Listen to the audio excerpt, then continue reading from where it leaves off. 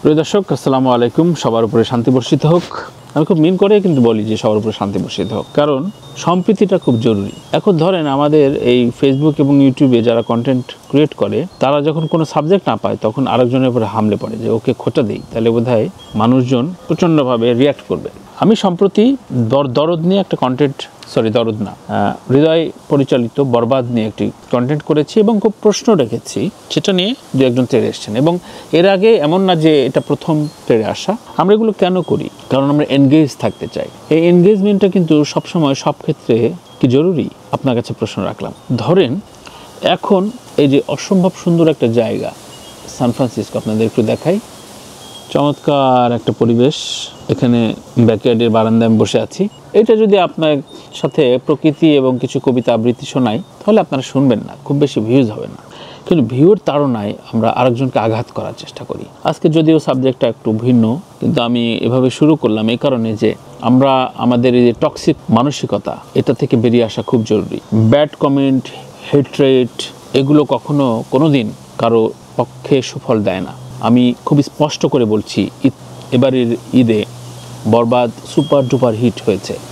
এটি যেমন আনন্দের সংবাদ, তেমনি একইভাবে একই হিরোর শাকিব খানের আরেকটা ছবি অন্তরাত্মা যেভাবে ডিজাস্টার করেছে, এর জন্য দায় যেমন এর প্রচারণা, এবং এই ছবিটি অপরিকল্পিতভাবে এনে একটা ছবিকে মেরে ফেলা হলো। সব প্রযোজকের টাকার কিন্তু মূল্য আছে, আমি কারো পক্ষ বিপক্ষ বলছি। সুতরাং এই বিষয়গুলো আমাদের ইন্ডাস্ট্রির জন্য অবশ্যই শুভ ফল বয়ে আনবে না। যখনই আমি সাকিবের কোনো বিষয়ে সমালোচনা করব, তখন ভেবে নেবে সেটা বোধহয় দাগির কোনো দালালি না। কারো পক্ষে কারো কোনো সত্য বচন বলতে কারো কোনো দালালি করতে হয় না। ঈদের ছবি কেমন গেল এটি খুব স্পষ্ট। দারুণ ব্যবসা করেছে বরবাদ। আবারও বলি, আবার রিপিট করছি আমি, বরবাদে যে রেঞ্জের বাজেটে ছবিটি নিয়ে গিয়েছে, এটি একমাত্র সাকিবের জন্য সম্ভব হয়েছে। এবং এই রেঞ্জের ছবি রেগুলার আমাদের ইন্ডাস্ট্রি তৈরি হওয়াটা জরুরি, কিন্তু খুব আমাদের এই ইন্ডাস্ট্রির জন্য বাংলাদেশ প্রস্তুত না। আমরা আমাদের গল্প বলাটা খুব জরুরি। আমরা কি আমাদের ছবিতে আমাদের গল্প বলি? বাংলাদেশের গল্প বলি না। আমরা কোরিয়ান, তামিল, মালায়ালাম, হংকংয়ের কুংফু একসময় ছিল, এগুলো নিয়ে গল্পে রয়েছি।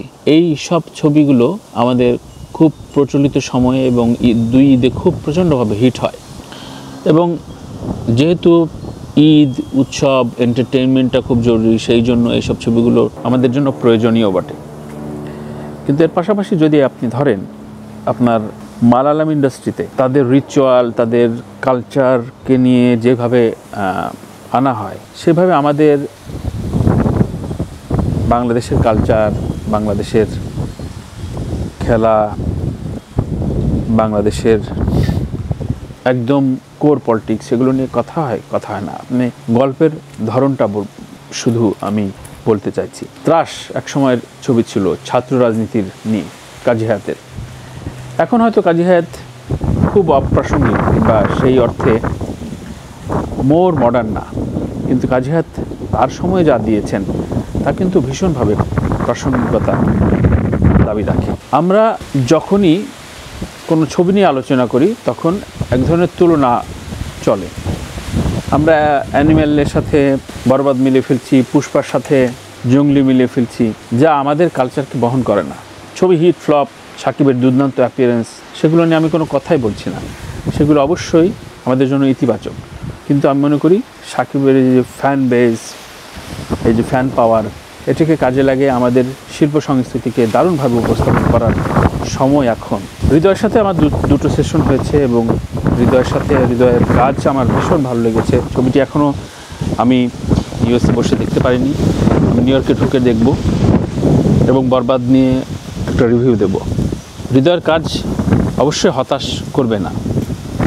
যেই কন্ট্রোভার্সিটা তৈরি হয়েছিল হৃদয়ের পরিচালক সত্তা নিয়ে, সেটি আমি মনে করি খুবই উদ্দেশ্যে প্রণোদিত এবং সেটি প্রতিবাদও করেছে। এবার আসি দাগি প্রসঙ্গে। দাগি শিহাব শাহীনের চলচ্চিত্র, এবং দাগি ছবিটা নিয়ে আমাদের এই ইন্ডাস্ট্রিতে অনেক রকম কথা উঠছে। কারণ এর আগে আফরান নিশো খুব বাজেভাবে উস্কানি দিয়েছিল শাকিব খানকে, এবং স্বাভাবিকভাবেই শাকিব খানের ভক্তরা এতে আহত হন এবং তার প্রতিবাদ জানান। এই যে হেট্রেটটা বাড়িয়ে দেয়া, এটা কখনোই গ্রহণযোগ্য না এবং সমর্থনযোগ্য না। এবার 2-3 জন ইনফ্লুয়েন্সার এবং ইউটিউবার নিয়ে কথা বলবো। প্রত্যেক ঈদে আসলেই, এর আগে আমার শোতেও আমি এনেছি প্রযোজক ইকবাল ভাই ছবি প্রযোজনা করেন নিয়মিত অনিয়মিতভাবে এবং খুব প্রাসঙ্গিক থাকার চেষ্টা করেন। আমাদের খুব কাছে মানুষ, তার সাথে ছবির যে পাগলামিটা আছে সেটিকে আমি খুব ইতিবাচক সূত্রে দেখি। কিন্তু প্রত্যেক ঈদ আসলে যে শাকিব খানকে তেড়ে আসা, গালাগাল দেয়া, এটাকে আমি সমর্থন দিচ্ছি না।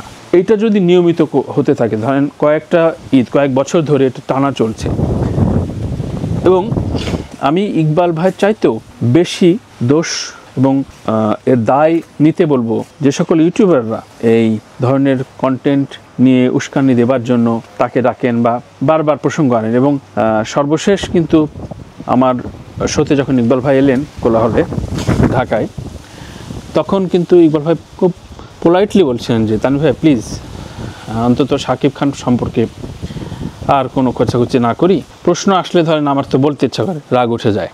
তো তার ব্যক্তিগত রাগ আমরা কেন সেটা বিক্রি করছি, এটা আমার প্রশ্ন আপনাদের কাছে। তার মানে দায়টা কিন্তু শুধু প্রযোজক ইকবালের না, প্রযোজক ইকবালকে ব্যবহার করে যারা এই ভিউয়ের নেশায় আমি, আপনি, আপনারা যারা ইউজ করছেন তারা সকলে। সাকিবের এই উত্তরণ সম্পর্কে আমি একটা পজিটিভ গল্প বলে আজকে সাদাসিধে কথাটা শেষ করি। সাকিব সম্পর্কে আমি ধরেন দীর্ঘদিন পজিটিভ নেগেটিভ তার সম্পর্কে ইতিবাচক সমালোচনা সবসময় করে থাকি, এবং যখন যেটা সমালোচনা বলা প্রয়োজন সেটি নিয়ে বলি।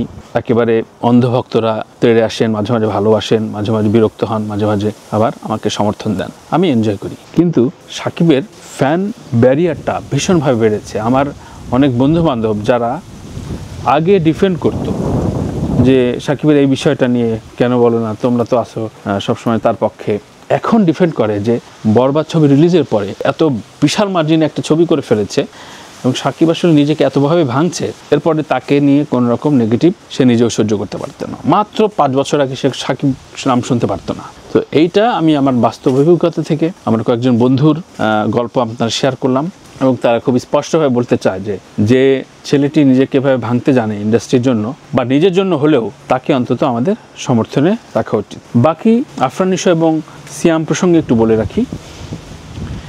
সিয়াম জঙ্গলি ছবিটির মিক্স একটা প্রতিক্রিয়া পাচ্ছি। ছবিটি স্বপ্ন স্কোয়ারক্রো নিয়ে আসছে, এবং মিক্স প্রতিক্রিয়ায় যদি এভাবে হয় এত বড় বাজেটের, এবং সিয়ামের এ যাবৎকালে যতগুলো কাজ হয়েছে তার ভেতরে সবচেয়ে বড় বাজেটের ছবিটি, তাহলে এটা যদি ছবিটা কোনোভাবে আপ টু দ্য মার্ক না হয়ে ওঠে তাহলে খুবই দুঃখজনক। কারণ সিয়ামের যে ডেডিকেশন এবং পরিবেশটা এত সুন্দর, মনে হচ্ছে যেন খুব বাসন্তী আবহাওয়া, কিন্তু না, বাতাসটা খুব ঠান্ডা। সো সিয়ামের জন্য শুভকামনা আমার সবসময়। এবং এত স্মার্ট একটা অভিনেতা, হিরো, এখানে একটা ইন্ডাস্ট্রির জন্য অনেকগুলো হিরো প্রয়োজন, এবং এই অনেকগুলো হিরো থাকাটার জন্য সবচেয়ে বড় বিষয় হচ্ছে আপনার ভালো নির্মাতা, ভালো প্রোডাকশন। সুতরাং হৃদয়, রাহান রাফি বলি, শিহাব শাহিন বলি, ভালো ভালো নির্মাতারা তাদের ইউজ করা উচিত, ভালো ভালো ছবি দেওয়া উচিত। আমরা সম্প্রীতির পাহাড় গড়ি, ঈর্ষা, টক্সিক মেন্টালিটি এগুলোকে ভেঙে গুড়িয়ে শেষ করে দিই। সেই ভালোবাসার পৃথিবীর প্রতি আহ্বান জানিয়ে আজকের সাদাসিধে কথা শেষ করছি। আমি তানভীর তারেক। আমাকে গালাগাল দেন, আমাকে সমালোচনা করেন, খুব ভালো কথা, বাট প্রাসঙ্গিক থাকেন, যাতে পরবর্তী কথায় আপনার নামটা তুলতে পারি, আপনাকে নিয়ে সামনে বসে তর্কের উঠোনে অনেক অনেক গল্প করতে পারি। সেভাবেই আমাদের চলা উচিত, কি বলেন ভাই? খুব ভালো থাকবেন, আবারও কথা হবে এই হাবিজাবি কথায়। আপনারা সমর্থন দিলে কথা বলে যাব, সমর্থন না দিলেও আমি আমার চ্যানেলে কথা বলে যাব। আল্লাহ হাফেজ।